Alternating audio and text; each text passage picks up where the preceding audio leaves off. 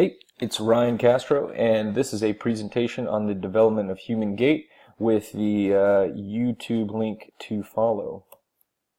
Starting off with early childhood, the big change and the big thing that we see is that the child becomes ambulatory. A 12-month-old toddler begins walking upright using a broad base of support. So they're all about balance at this point because they don't have it. They're trying to find it physiologically through their limbs, and their strides are shorter in length because of this imbalance. The arms, in turn, are used for balance, and even the initial contact and load of the toddler's foot is flat-footed, the entire foot striking for balance. Their whole game at this point is to make sure they don't fall, and they do fall, but the big thing is they're trying to do everything they can to prevent that.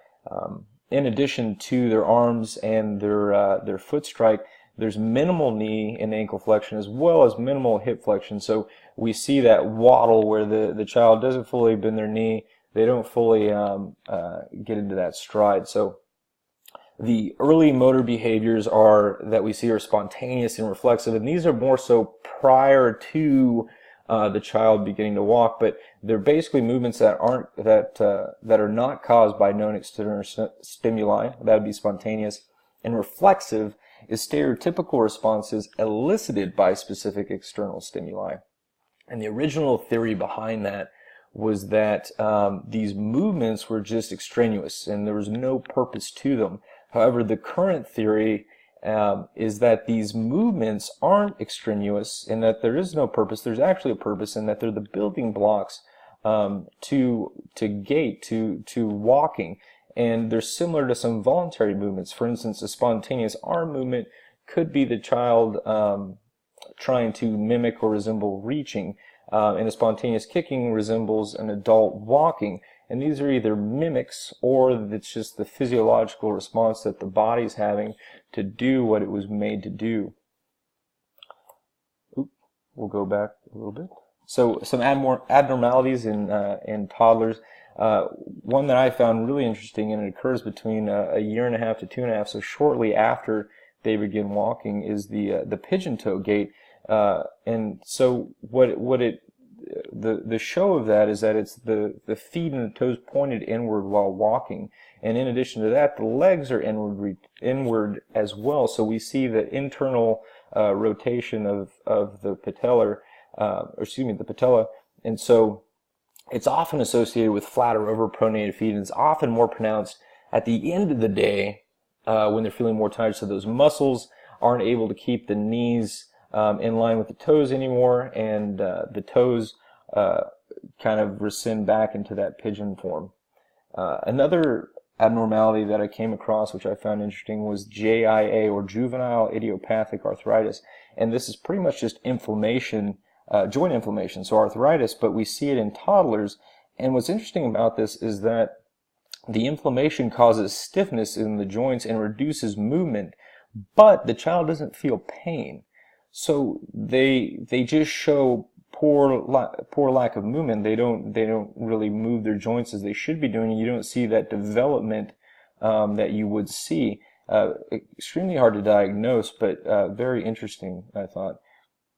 Some constraints. The physical constraint for toddlers is posture and balance, and because they involve the coupling of sensory information and motor response, there's just too much stimuli coming in, and there's not enough muscle memory to respond quick enough. So there's just too much information going on, and they can't balance between the two. The social side of that, however, and this can definitely be a positive, is the significant others or influential people like parents, siblings, peers. They're also called socializing agents. And parents are particularly important during early childhood because that child spends so much time with the parent. They're going to try and mimic certain movements. They're going to try and mimic the parent walking. They're seeing examples of what their body's capable of. So that social element, especially early on in a toddler's life, is extremely important. Moving into childhood, now we're at age 4, and the basic components of an advanced walk are present. So those basic herbs and spices are in there, and we're starting to see the development of moving from the wide base to a more narrow base and an increase in stride length. And instead of that initial foot contact being used for balance, we're seeing it as a contact for mobility. They're trying to move as opposed to stand up. The arms, instead of also being used for balance, are now showing those normal associative movements by swinging opposite the legs. They're not perfect or efficient by any means, but we do start to see that swing a little bit, as well as the pelvis begins to rotate. And because of that rotation, we start to see a little more knee and ankle flexion, and we lose that waddle, and we get closer to what the advanced walk looks like, that adult walk. There's an interesting model I came about, and it was the Asiante model, and it's in 3 stages. And the first stage is from birth to standing, and the big idea is that it's all about muscle control, and this is reflective of a toddler trying to reach out and grab or kick, just trying to do those basic movements, get direction and control of their muscles. And then the second stage is standing to age 6, and that's where we start to see the development and the coordination of the upper and the lower body. So the arms being used for balance, as well as that hard, flat foot strike, trying to balance the body. And then in the third stage, 7 through adolescence, we get the refinement of head stabilization. So that big old heavy head, instead of swaying and throwing the balance off, they start to gain more control over their neck flexion, and they can move more efficiently. Besides the model we just spoke about, there's 2 theories or perspectives that have stood the test of time. The first is the maturation theory, and the second is the ecological perspective. Now, the maturation theory is the basic idea that these motor skills, these basic motor skills, are going to emerge automatically, that they're within us at some capacity to move our body. And there's no need for any type of special training. There's no need to try and force walking. That's just going to happen naturally. Whereas the ecological perspective is that the development of walking is driven by the interrelationship of our individuals, so those socializing agents, our environment, maybe a task. The focus is that the mind, or the neural system, is starting to take responsibility for these actions and starting to move the body because of its environment. The abnormalities for childhood, as opposed to pigeon toe, one that I came across was the duck feet. So instead of the toes inward, the toes are now pointing outward, the femur externally rotating, and because of that rotation, it puts a lot of strain on the knees, puts a lot of strain on the hips. Those hips get really tight. So it's not uncommon for children with duck feet or waddling gait to suffer from hip or knee pain. The next one, which is usually a telltale sign of upper motor neuron or some type of neurological disease like cerebral palsy, is the toe walking gait, especially with the absence of heel contact. So meaning that the individual or the child is up on their toes on the pad of their foot, and that heel never comes down. A sign of this is an overdeveloped gastrocnemius or soleus. And because they're always up on their toes. Some constraints for childhood: gender typing. So a social element that the societal attitudes about gender appropriate activities can restrict physical activity options for boys and girls, as well as socializing agents, including significant others, often encourage children to participate in gender appropriate activities. So maybe the dad is convincing the son to play a more masculine sport like football when he really wants to go out for dance, or a mom is discussing with her daughter that she should play a more feminine sport, that she shouldn't go out with football. We're starting to see a shift from that. It's more socially acceptable now for boys to go into a more feminine sport and for women to go into a more masculine sport. But once again, the societal attitudes can restrict certain physical activity or certain options for boys and girls. All right, moving into adulthood, and we have a lot of changes coming into adulthood. Gait and posture, we're going to discuss it from 8 years on, and we see a lot of different things. The big one is we see improved balance and the reduction in forward trunk inclination. So talking about that, keeping that head in check and keeping that spine neutral. In addition to that, we have an increase in force application. So meaning the body is getting stronger, our muscles are lengthening. So what we see is a direct correlation with our leg extension in the push-off, the increase in stride length. We see that we're using our arms more efficiently. They're more coordinated with our legs so that they move opposite, forward and back in unison.